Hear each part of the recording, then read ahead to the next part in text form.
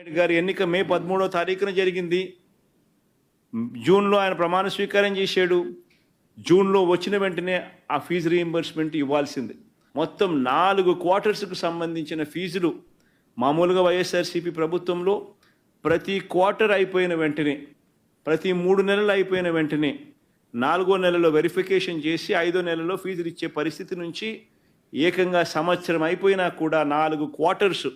వరుసగా 4 త్రైమాసికాలకు సంబంధించిన ఫీజులు పెండింగ్లో పడిన నేపథ్యంలో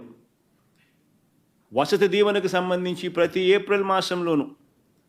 క్రమం తప్పకుండా వసతి దీవెన కింద పిల్లలకు తోడుగా ఉంటూ మరో 1100 కోట్ల రూపాయలు వైఎస్ఆర్సీపీ ప్రభుత్వం క్రమం తప్పకుండా ఇస్తా ఉన్న నేపథ్యంలో అది ఇవ్వని చంద్రబాబు నాయుడు గారి ప్రభుత్వాన్ని గట్టిగా నిలదీస్తూ విద్యా దీవెన, వసతి దీవెనకు సంబంధించి విద్యా దీవెన కింద 2800 కోట్లు బకాయి